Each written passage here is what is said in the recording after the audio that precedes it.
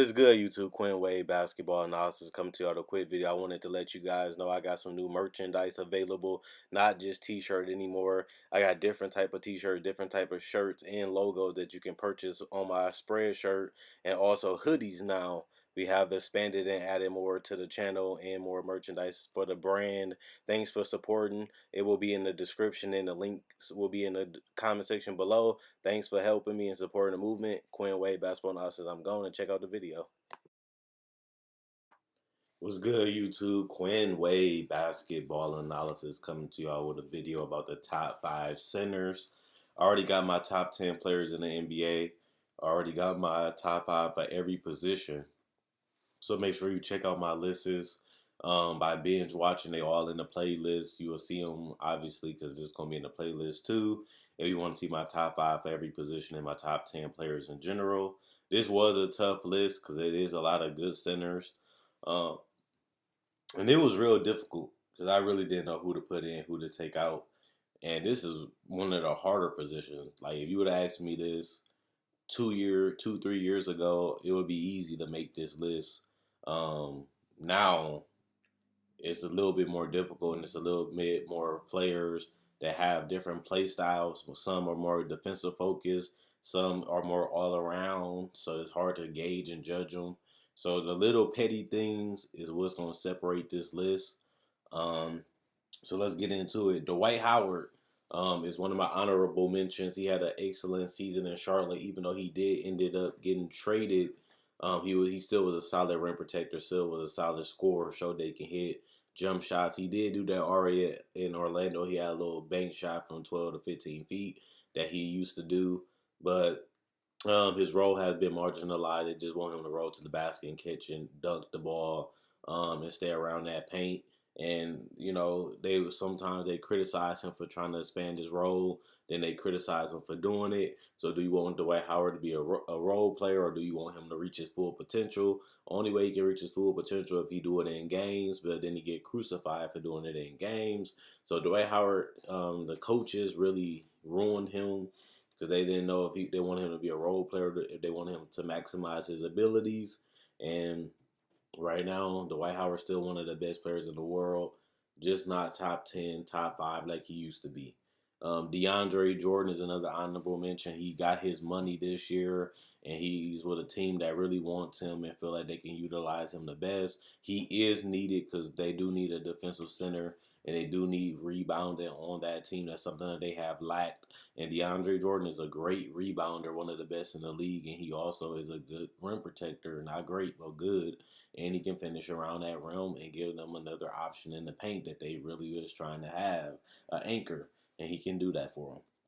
Nikola Yo Kitsch. Now, this is very controversial because people always feel like Nikola Yo Kitsch has been proven that he's one of the best all-around players, being able to shoot the three, being able to shoot the mid-range, being able to post up and pass out of the post and finish. He's not a great defender, but he's as good as a player as you're going to get for somebody his age, and he's very mature. He's very well developed, and the sky is still the ceiling. He can get as good as he want to get. But he barely missed this list. I actually had him in the original list, but I had to drop him out. Rudy Gobert is in my top 5. He's a guy that I've been saying should have been one Defensive Player of the Year. He came up close, came up close, and he finally broke through and won it this year. Even though he does miss a lot of games, he makes a huge difference when he's on the court. Yes, he's not a great shooter. Yes, he's not the best offensive player, but he knows his role. He can roll to the basket and finish at a high percentage. He can catch alley-oops and finish. He's a solid free throw shooter for a center, and he can protect the rim better than any center in the NBA.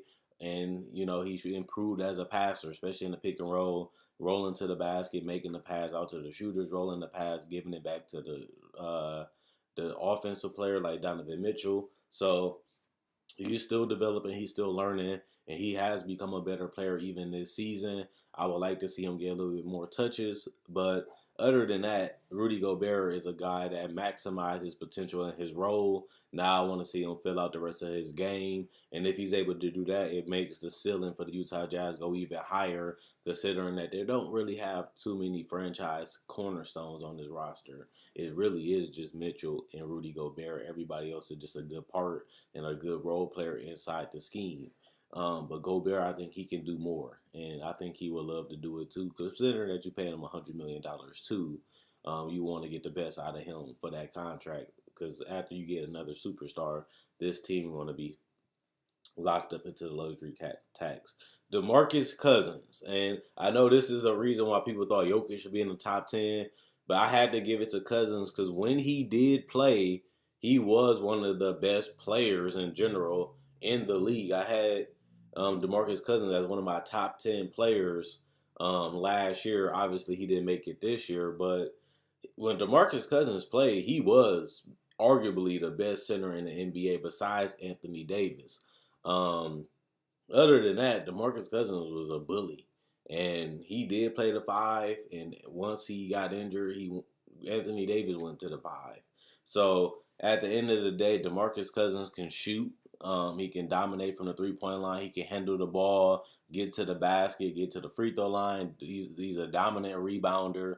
He's one of the best offensive players you can have because he's well rounded. His field goal percentage ain't as good because he settles for a little bit too many jumpers. He stopped going to the paint and trying to finish. He settled for more jumpers.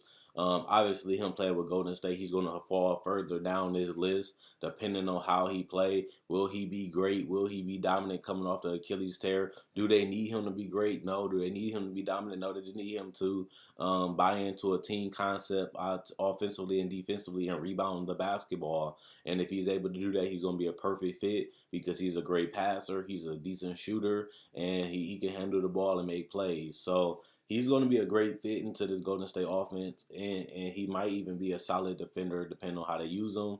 But we really don't know what to expect from DeMarcus Cousins because this is a serious, major injury, and the fact that he is a big guy that does like to use a little bit of his athleticism, it could really hurt him and set him back even more. Best part about it is that they don't need him right away. They're going to make the playoffs regardless if he plays this season or not.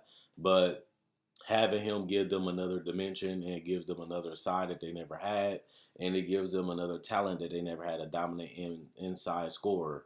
As KD only does mid-range post-ups, they actually got somebody that can really be physical and be a threat down there on a defensive end and possibly even better offensively as a perfect fit, but also in the rebounding area.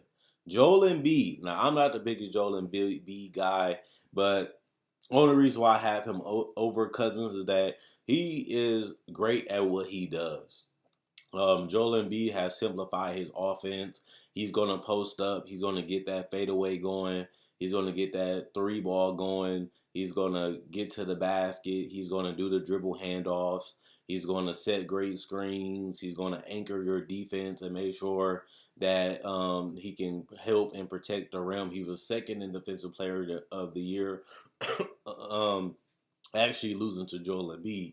But what separates him is that he's a great offensive player and he's a great defensive player. That's the only reason why I really have him over DeMarcus Cousins is because he's just the significantly better defender. And that's what separates him from DeMarcus Cousins at this point. Both are injury prone. DeMarcus misses a lot of games because of injuries, and so does Joel Embiid. But his impact defensively is something that DeMarcus Cousins just don't have right now. Maybe he can get it in Golden State. Maybe he can do more defensively because he don't have to do more offensively because he plays for Golden State. But as of right now, Joel Embiid is a two-way player, and he is good enough offensively at this point. Number one, Anthony Davis. It is funny to have DeMarcus Cousins and Anthony Davis both on this list. But when DeMarcus Cousins went down, Anthony Davis technically went to center. And you look at the All-NBA vote, he did win center. So he played enough minutes and enough games at center that he qualifies as a center. Obviously, you see my top 10 players in the NBA. I had Anthony Davis number 3. So that just lets you know that Anthony Davis, if he's number 3, he has to be number 1 on this center list because there was no other top 5 player that was a center. and he was the only one that was there. So obviously he's gonna top this list. It would separate Joel Embiid from Anthony Davis. I mean Anthony Davis from Joel Embiid is the fact that he's more efficient. He's a better 3-point shooter. He's a better free throw shooter. He's a better field goal shooter.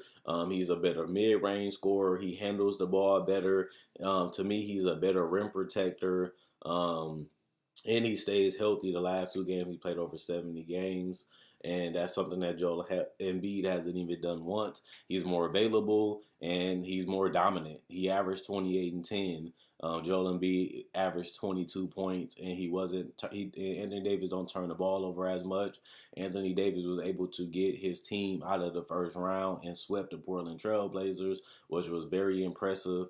And he was dominated. He was dominant in that series. Joel Embiid wasn't that dominant in the Miami series, and he wasn't really dominant at all in the Boston series. So I know that Anthony Davis didn't have the greatest series against the Golden State Warriors, but he was absolutely phenomenal in the series against the Portland Trail Blazers, even having 40-point games in that series and 28 and 10. Nobody in this list is even close to that, especially with his defensive impact and the fact that he is more efficient and he scores more points and more dominant than Joel Embiid on both sides of the court. So nobody's such an AD. I told you that Demarcus, it's going to take him a while to get this spot. It's going to take him a while, to keep this spot. And his own teammate last year is the one that took the spot from him, and it's AD. And I think Anthony Davis, if he continues to play center, he's going to hold this spot for a very, very long time because he's not even close to 30 at this point. So in the next 5 to 7 years, Anthony Davis most likely going to top this list at center or power forward if he goes back for many, many years. But if he was at a power forward, he'll be the number one power forward. If he stays at center, he's going to be the number one center for a very long time. Check out my website, analysisplayground.com. Link will be in the description in the comment section below. Check out my Facebook page, analysisplayground.com. Link will be in the description in the comment section below. Check out my spread shirt. There you can find t-shirts, hoodies, sweaters, even accessories like phone cases, and obviously pillowcases and even water bottles. If you want to support the brand, it will be in the description in the comment section below. Thanks for the support. Thanks for watching. I love making these videos. You guys love watching these videos. And you keep binge watching. Like the video to show support. Like on Facebook to show support. And if you have your top 5 list, and put it in the comment section below. If you agree with something, put it in the comment section below. If you disagree, put it in the comment section below. Also, if you think I overrated, underrated somebody, let me know. I read every comment. And thanks for watching. Thanks for having fun with the video. Hope you guys enjoyed it. And I'll be coming back tomorrow with the 6th man of the year. And Sunday, I'm obviously going to do the defensive player of the year. And then we can go on with the rest of the awards on Monday. So at the end of the day, like I said, check out my other videos. I got top 5 for every position, including center, top 10 players. And I got season preview, which I call What to Expect. They all will be in this same playlist as we getting ready for the NBA season to start next week. And with that being said, hope you guys enjoyed the video. Hope you guys enjoy the rest of y'all day. And let's get ready for the season next week.